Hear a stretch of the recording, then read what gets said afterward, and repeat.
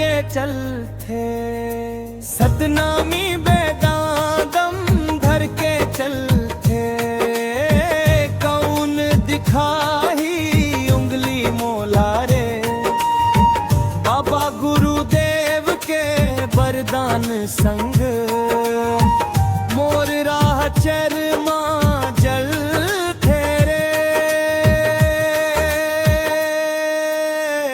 जय सतनाम गूंजत हावे गाँव नगर मां। जय सतनाम गूंजत हावे गाँव नगर मां। सतनामी समाज के शान देख थर्रा जात नहीं दुश्मन मां। सतनामी समाज के शान देख थर्रा जात नहीं दुश्मन मां। सादा जीवन उच्च विचार यही च मोर पहचान है जी।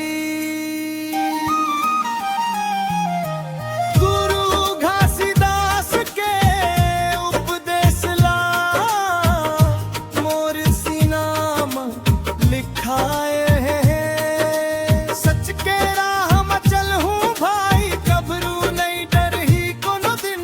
सतनामी बेटा जुख थे नहीं जियत रही थे समाज के जिन। जय सतनाम गूंजत हावे गली गली। जय सतनाम गूंजत हावे गली गली। सतनामी बेटा उठ गए ता बंद हो जाही सबके चली।